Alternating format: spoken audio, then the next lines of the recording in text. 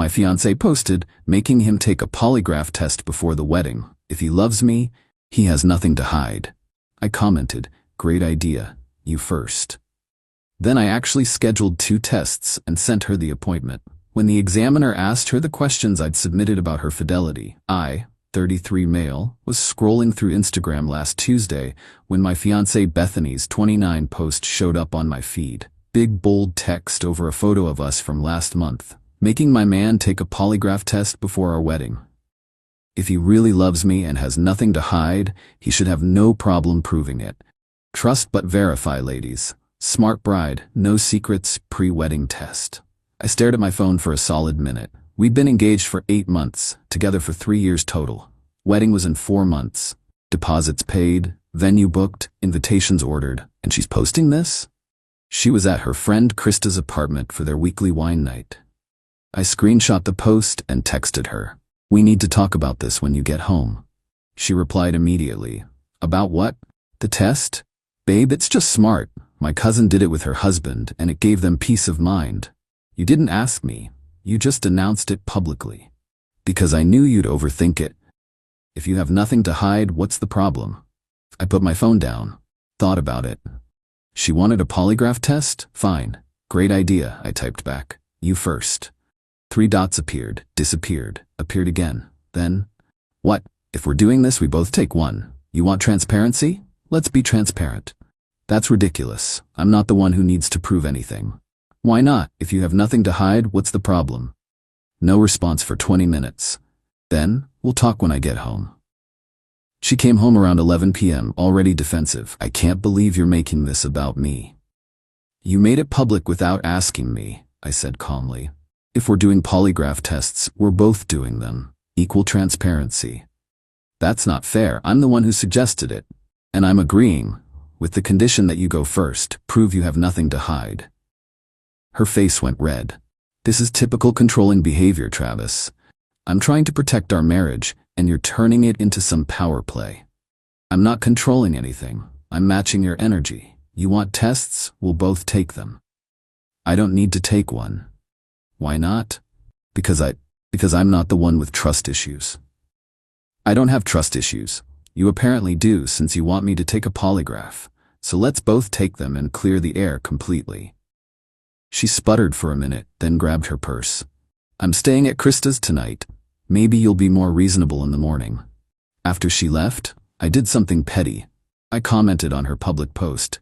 Great idea, babe. Just scheduled appointments for both of us. You're going first, though. Lead by example. Then I actually did it. Found a licensed polygraph examiner. Booked 2 appointments 3 days apart. Cost me $800 for both tests. Sent Bethany the confirmation email with her appointment details. Her test was scheduled for Saturday at 2 p.m. Mine for Tuesday at 2 p.m. Update 1. Bethany lost her mind when she got the confirmation email. Called me at work Thursday morning, absolutely screaming. You can't just schedule something like this without asking me. You literally announced you were making me take one without asking me. I'm just following through on your idea. This is insane. I'm not taking a polygraph test.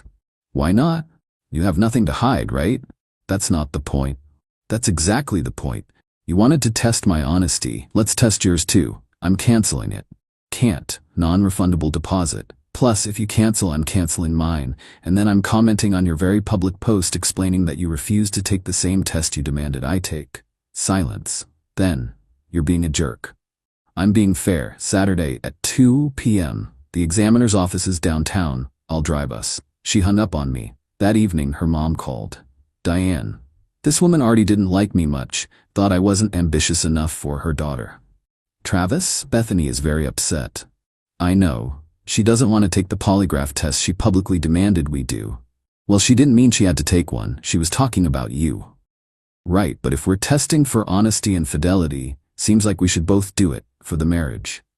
That's ridiculous. She's been nothing but faithful to you. You on the other hand. Me on the other hand, what? Pause. Well, I don't know what you've been up to. Exactly. You don't know, so let's test both of us and remove all doubt. She huffed and hung up. Saturday came. Bethany barely spoke to me all morning. Tried to claim she was sick.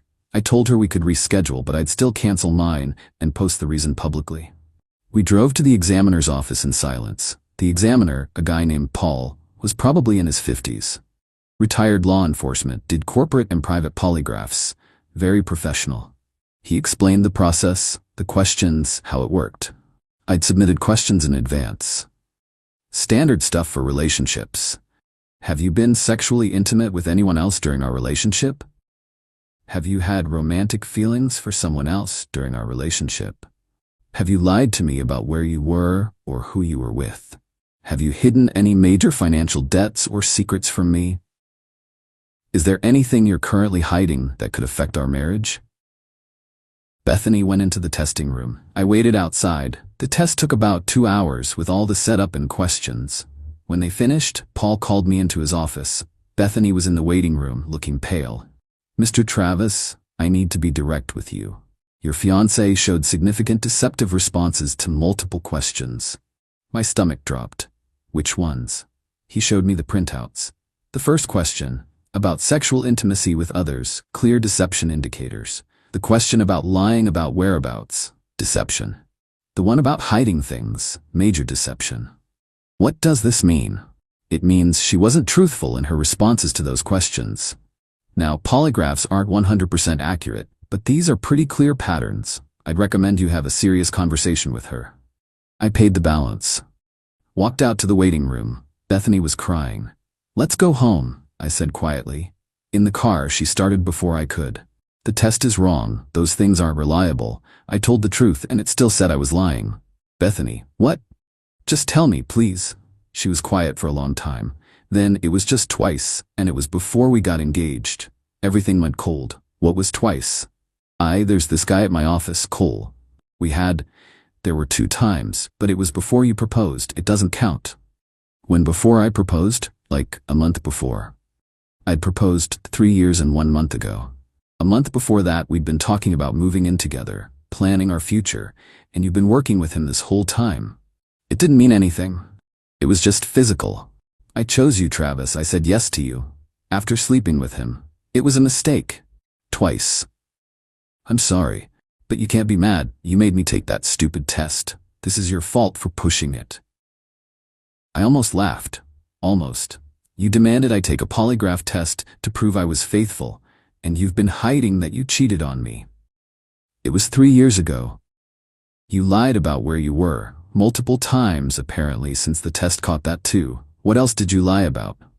She wiped her eyes. Nothing. The test says otherwise.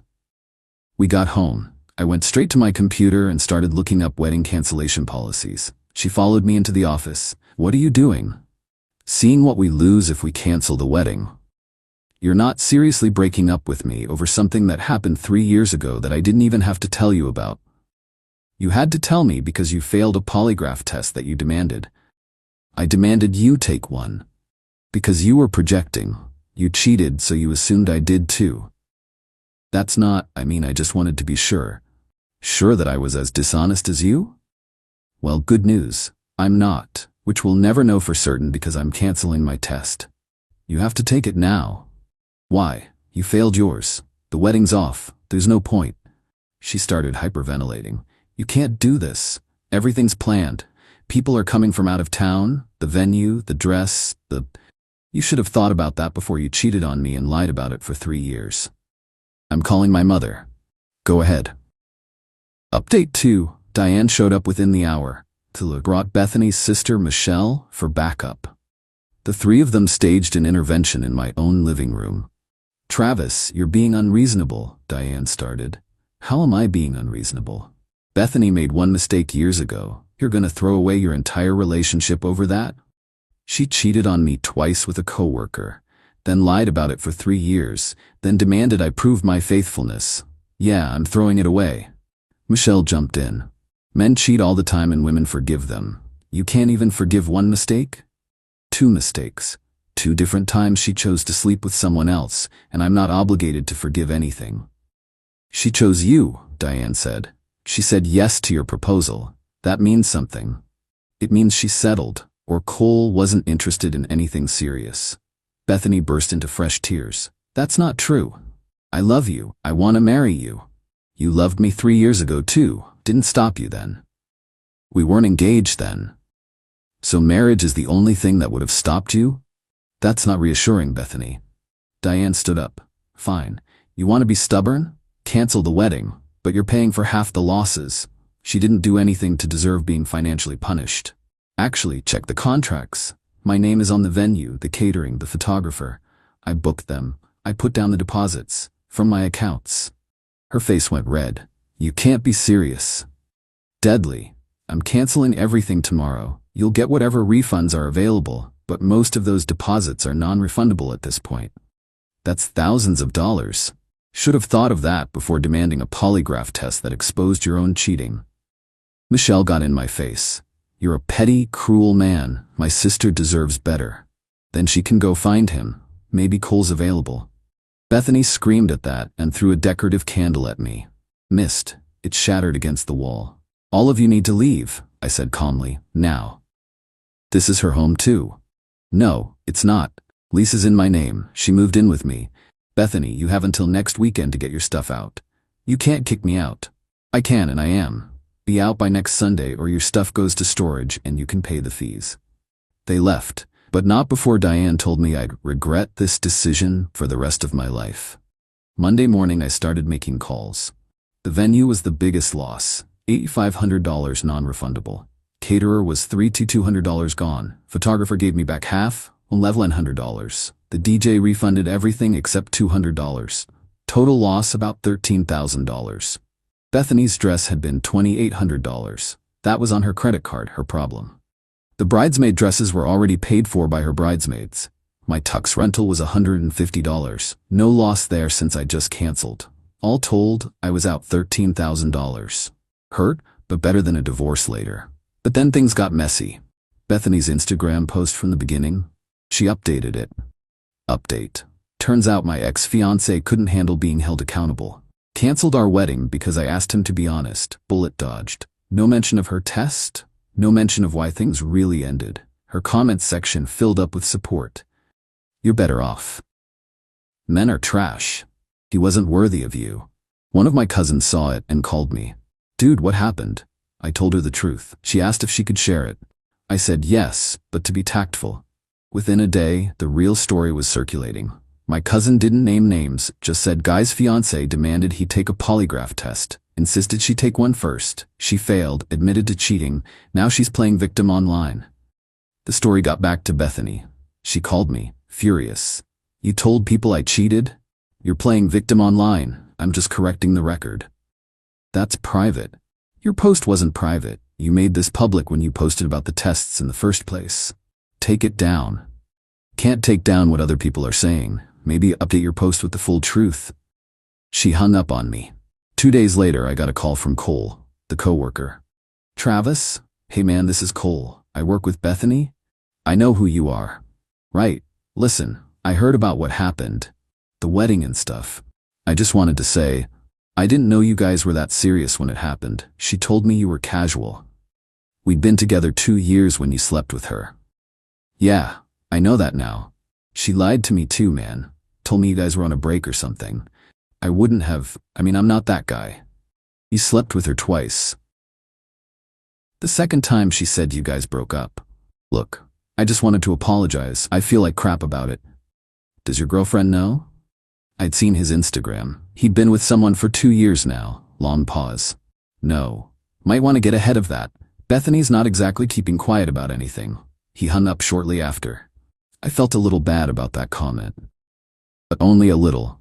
Final update. It's been 6 weeks since I canceled the wedding. Here's how everything shook out. The first week, Bethany moved out. Her dad came with a truck, and her brother. They didn't speak to me. Just loaded up her stuff and left. She tried to take the coffee table I'd bought before we met. I stopped that. She cried about it. Didn't care. Found out later she'd moved back in with her parents. Diane's apparently making her life miserable, asking why she couldn't just keep her mouth shut about the whole thing. The second week, some of Bethany's friends started reaching out to me. Not to yell, to apologize. Turned out Bethany had been telling them for months that I was probably cheating and acting suspicious. She'd been building a narrative to justify the polygraph test demand. One friend, Ashley, told me Bethany had been weird about Cole for years. She'd mention him constantly. We thought it was just because they worked together, but now it makes sense. Asked Ashley if she thought it was really only twice. She went quiet. I don't know, but Bethany went on a lot of work happy hours over the years. That messed with me for a few days, wondering how much more there was that the polygraph didn't catch. But then I realized, doesn't matter. Whatever the truth was, she'd lied about enough. Third week, I got a message from Cole's girlfriend. Apparently Bethany had reached out to her to clear her conscience about sleeping with Cole years ago, but in doing so, she'd mentioned Cole had been texting her recently to check in. Cole's girlfriend dumped him. Then she thanked me for the warning I'd given him because it made her press him about his history with Bethany, which led to finding recent texts. So Cole lost his relationship too. Can't say I felt bad about it. Week 4, I got a lawyer's letter. Bethany was threatening to sue me for emotional distress and damage to her reputation. Wanted $25,000. My lawyer sent back a beautiful response. Basically, your client demanded a polygraph test, failed it, admitted to infidelity, and has since posted misleading information online. Countersuit for defamation being prepared if this proceeds. Never heard back about the lawsuit. Bethany's Instagram went private after that. Heard through mutual friends she deleted the original polygraph post and most references to me. Too little, too late. Week 5, my brother's wife mentioned running into Bethany at Target. Bethany apparently tried to play victim. Travis broke my heart over nothing, until my sister-in-law just said, he dodged a bullet. You cheated on him. Bethany left her cart and walked out of the store. The invitations to our wedding had already gone out. I sent a mass text to everyone. Wedding canceled. Relationship ended. No gifts necessary. No explanation needed. Sorry for any travel plans already made. Got a lot of supportive responses. A few people asked what happened. I kept it vague. We discovered we weren't compatible after all. Most people heard the real story anyway. Small networks talk. Now 6 weeks out, I'm doing okay. Not great. The betrayal still stings. The lying stings worse. The projection, demanding I prove something she was guilty of, that stings most of all. But I'm glad I called her bluff, glad I insisted she take the test first, because if she'd never posted that Instagram nonsense I might have married her without ever knowing. The $13,000 loss hurts, but it's cheaper than a divorce, and way cheaper than a lifetime with someone who lies that easily. Bethany's apparently seeing a therapist now. Good for her. Hope she figures out whatever made her think that Instagram stunt was a good idea. As for me, taking a long break from relationships, maybe forever, who knows? Trust isn't coming easy these days. But at least I'm not planning a wedding to someone who'd cheat on me and then demand I prove I hadn't cheated on her. The irony still makes me laugh sometimes, in a bitter, this is my life now kind of way. Someone asked if I regret pushing for her to take the test first. Absolutely not. Best $400 I ever spent. Saved me from years of wondering, of half-truths, of finding out 5 years and 2 kids in that my wife had been lying since before we got engaged. The polygraph test was her idea. I just made sure it actually served its purpose, revealing the truth. She wanted transparency. She got it, just not the way she expected.